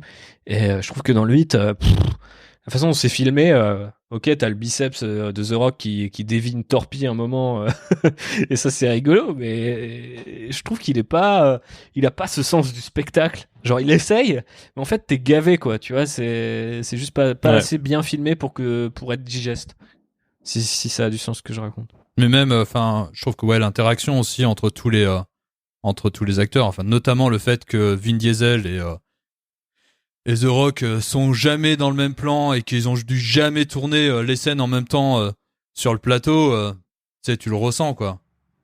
Ça se voit à la Ah fin ouais, quand ouais. ils sont au barbecue, t'as Hobbs dans le fond rajouté en CGI, histoire de dire ils ont filmé chacun leur scène du barbecue et après on a détouré The Rock, ce qui doit prendre un certain temps déjà d'ailleurs, et coûter un certain nombre de dollars. Et ouais, ça aussi c'est nul. J'ai hâte de savoir si Charlize Theron sera gentille dans le prochain du coup. Mais elle est pas dans le prochain en plus. Oh, il y a des Je chances. crois pas que, je sais pas si elle est dans le prochain. Mais il y a c'est- John Cena dans le prochain, ils ont dit du coup. Et par contre, ils ont pas Ouais. confirmé Dwayne Johnson, alors je me demande si c'est pas Ah non pour non, en mais faire il a annoncé qu'il Ah non, il y sera a pas, c'est annoncé, sûr. hein, Ah, il- qu'il le serait pas. Ouais, Ouais. d'accord. Donc c'est totalement pour remplacer Dwayne Johnson. Bah d'ailleurs, on va parler de la suite là maintenant qu'on a évacué le 8. Donc il va y avoir donc le spin-off donc Hobbs and Shaw, on en a beaucoup parlé, mais il y a aussi une pléthore d'autres spin-offs, dont l'un donc avec des personnages féminins. On va revenir juste après sur le sort des personnages féminins dans la série, et un autre sur Cypher. Il y a un spin-off sur Cypher, sérieusement? Ouais, en discussion. Et ils veulent faire Ok. des spin-offs pour quasiment chacun des personnages. Parce qu'ils veulent faire la sauce Marvel portée à Fast. Le Toretto Cinematic Universe. quoi. Le Fury Universe. Et donc on va parler donc des personnages féminins parce que donc en parlant de la suite, donc Michelle Rodriguez a dit que elle ne reviendrait pas dans la série parce qu'elle trouvait que la série montrait pas assez d'amour aux femmes. Alors que c'est complètement faux. Ils adorent le corps féminin. Dès le numéro 1. Les femmes, ils aiment pas. Le corps féminin, ça passe. Ça passe. Et ça passe que sur des gros plans quoi. Hein. Et quand elle caresse des voitures. Ah oui, mais ça c'est le summum. ADDX. Mais d'ailleurs, moi, ça me fait penser que moi, je crois que cette idée-là, ça vient juste des couvertures de magazines de voitures, quoi. C'est tout ce qu'ils ont essayé de faire. Oui, d'ailleurs, même sur la suite des films, là où tu vois le maximum de filles à moitié nues, c'est à partir du moment où il y a des courses de voitures. Ouais. C'est totalement ce qui m'a poussé à ne pas regarder la franchise à la base. Ouais, moi aussi. Hein. C'est ce genre d'univers que j'avais en tête, quoi. Ouais. Ils sont un peu restés dans cette esthétique clip de MTV des années 2000 où t'avais les nanas avec les deux premiers, c'est porno chic total. Hein.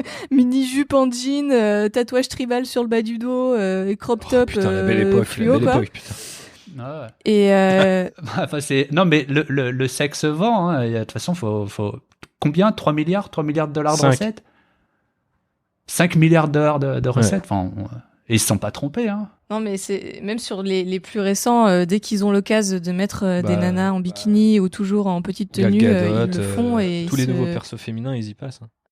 Hein. Ouais. Et c'est quand même, enfin, bien sûr, c'est hyper dommage. C'est un peu con parce que je pense qu'aujourd'hui, ils ont pas besoin de ça pour vendre leurs films. Bah si, parce que c'est toujours dans le trailer.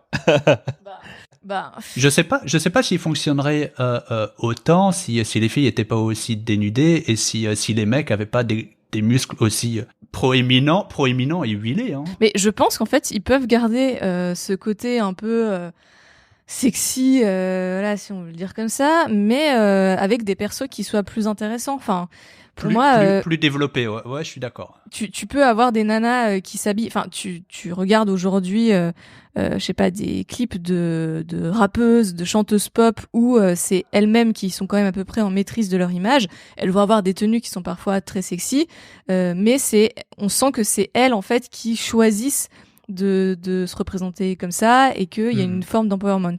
Alors que là, aujourd'hui, dans les films fast, en fait, très clairement, on est plutôt sur du male gaze que sur des nanas qui choisissent à peu près comment est-ce qu'elles veulent être.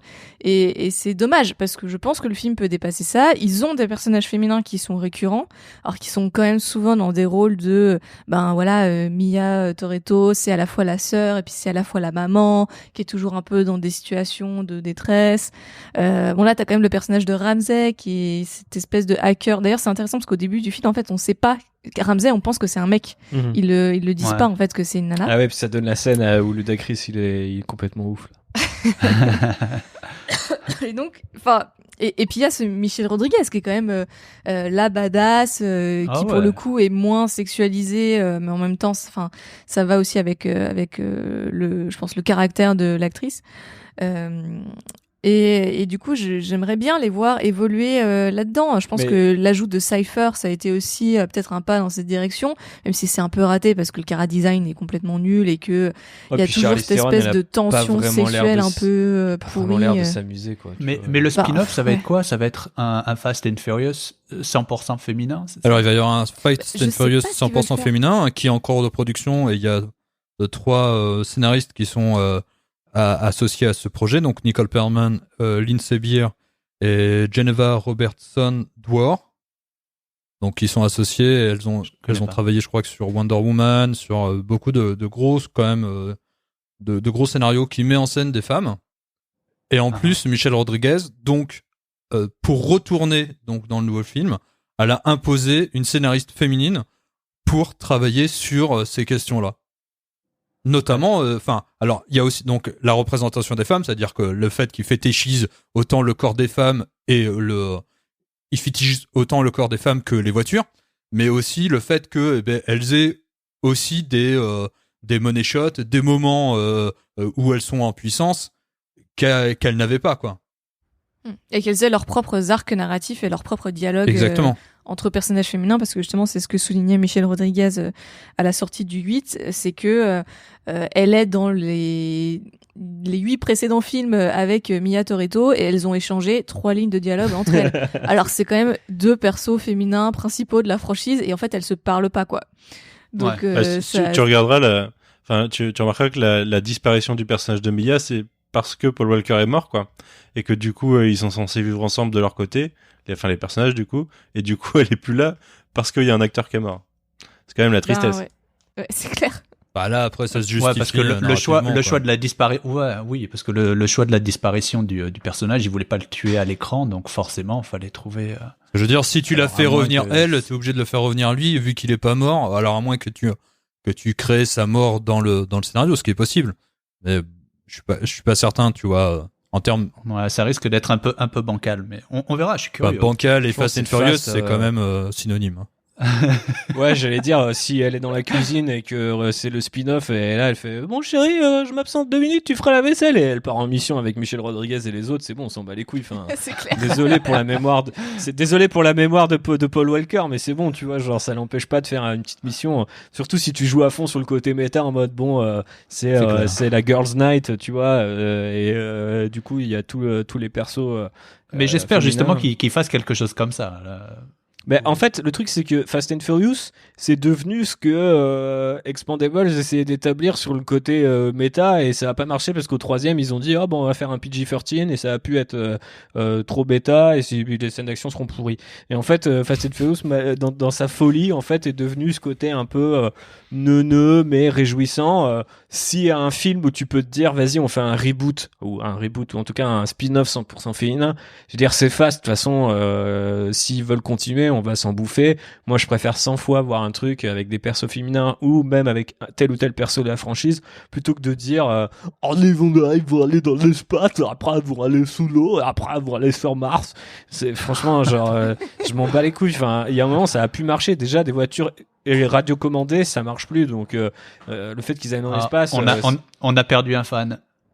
Mais non, mais je pense qu'en fait, c'est pas dans le bigger badder qu'ils doivent aller, c'est juste, genre, trouver d'autres moyens de s'hybrider. Ce qui fait que Marvel Studios, par exemple, fonctionne, c'est aussi qu'à chaque film, ils se disent, ça va être un film, vite fait, ils vont s'hybrider un genre suffisamment pour que les gens aient l'impression que c'est différent.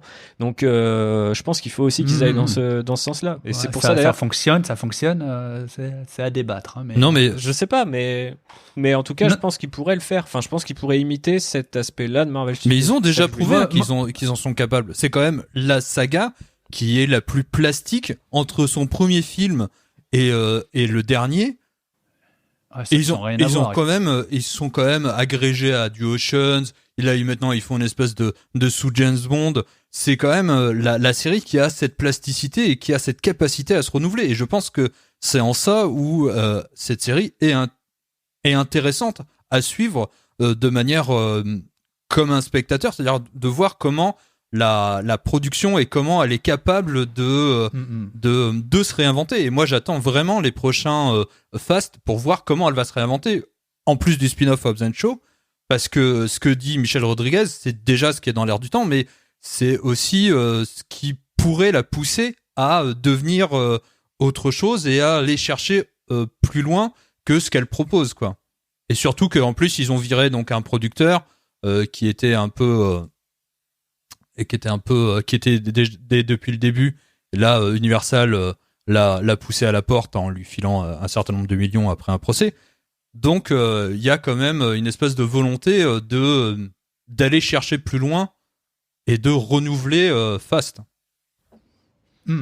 Et ça, dans différents médias, n'est-ce pas, Constance? Oui, tout à fait, parce que c'est un truc qu'on n'a pas parlé, mais il y a des attractions Fast and Furious dans les parcs Universal depuis un certain nombre d'années d'ailleurs, parce que dès 2006, en fait, il y avait un truc qui s'appelait Fast and Furious Extreme Close-Up, qui faisait partie en gros du tour que vous faisiez des studios en petite rame, où vous avez des voitures sur des bras mécaniques qui se jetaient sur vous.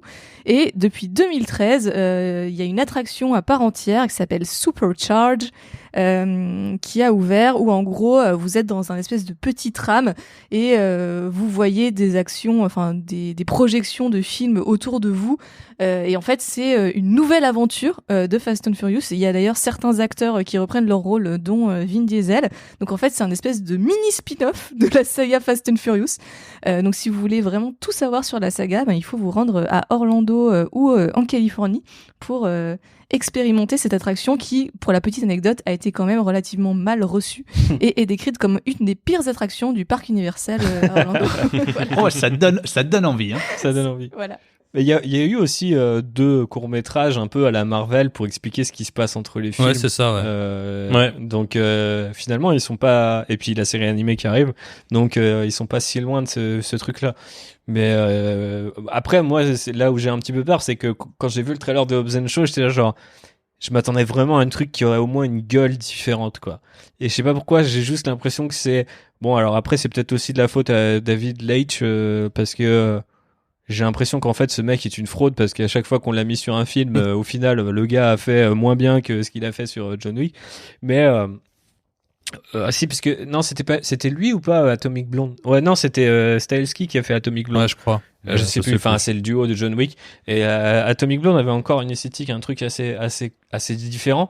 Mais là, je trouve que David Leitch, enfin ça ressemble à n'importe quelle face. Alors je sais pas s'il y a un carnet, tu vois, enfin comment dire, une sorte d'esthétique à respecter.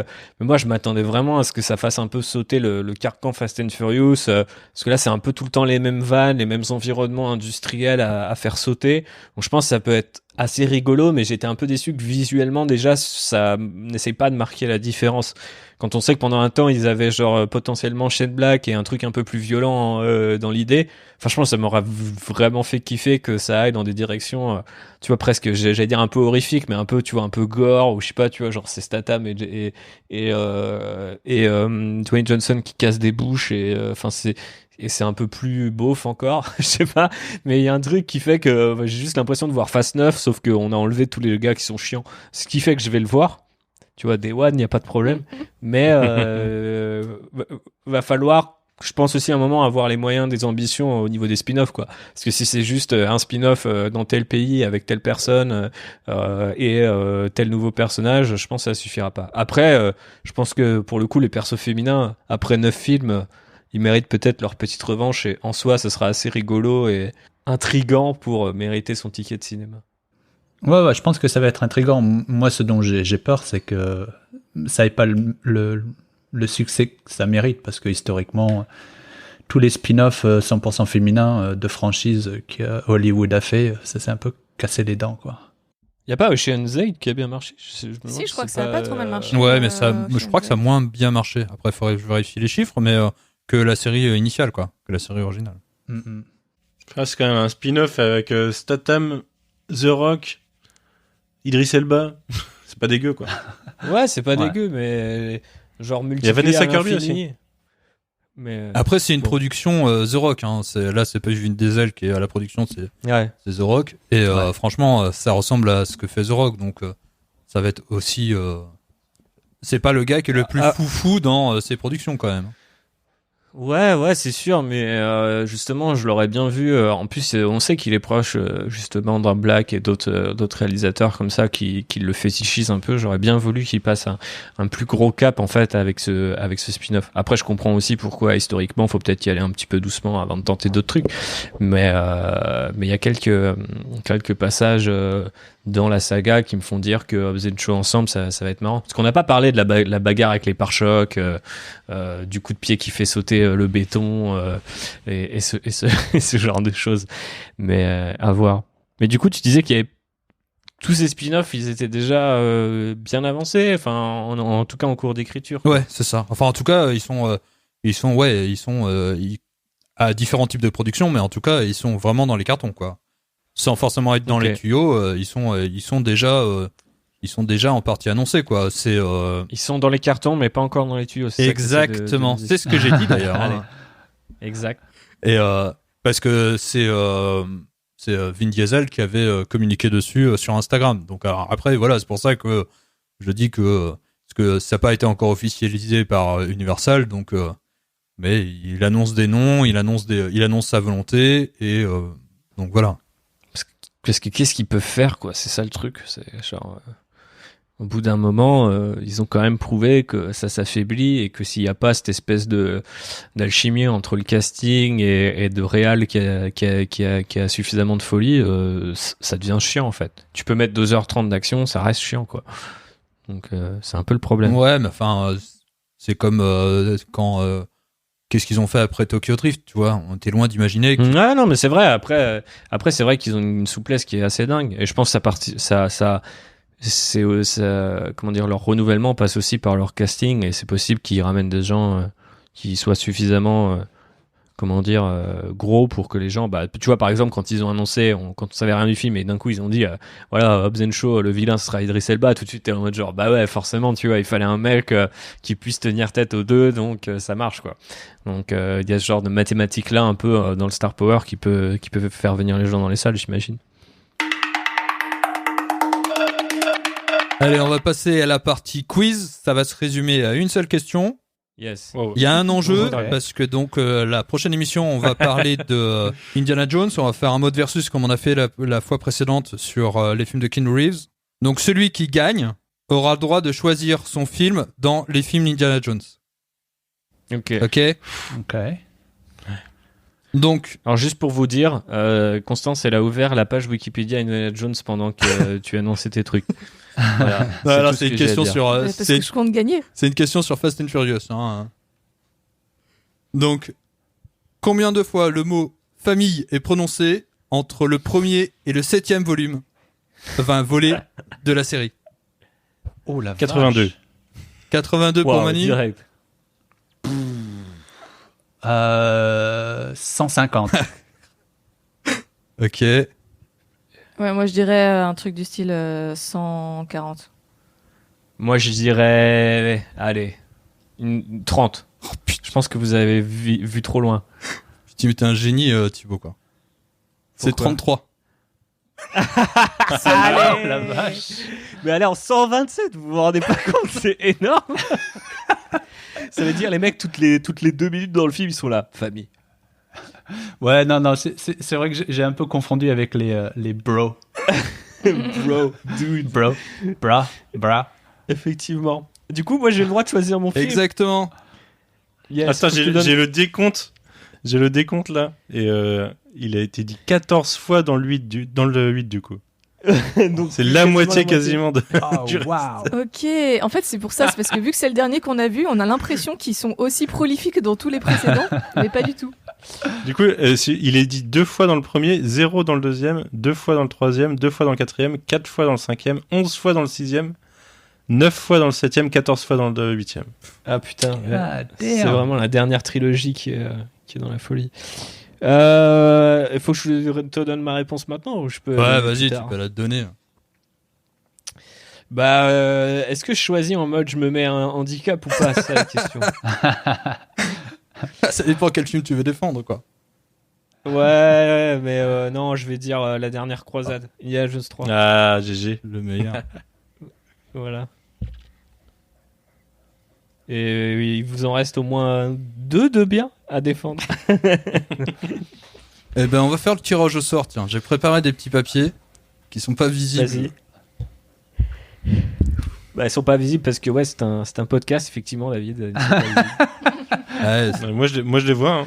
Ah ouais, toi tu les vois, Manu, mais ça donc, c'est normal. alors, là, je tire. Ah bah, Thibaut a Manu. été retiré du.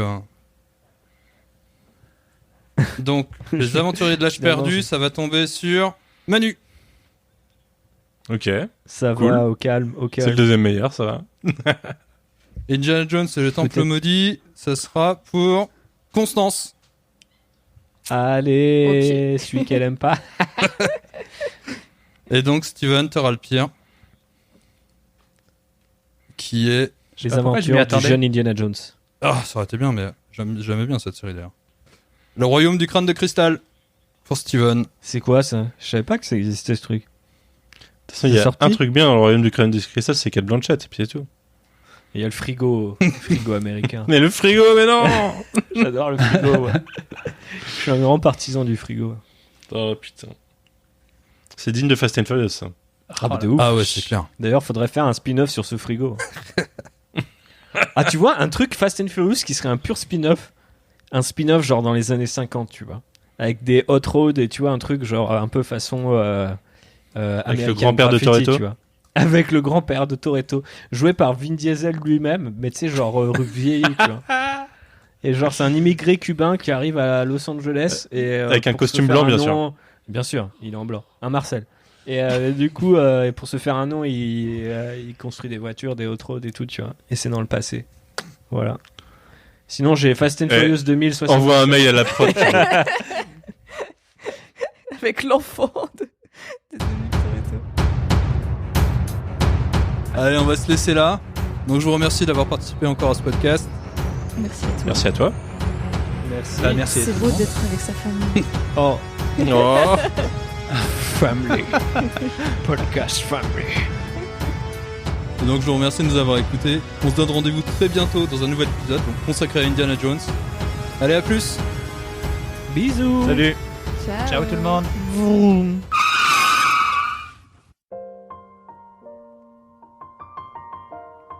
Has begun all day without you, friend. See you again.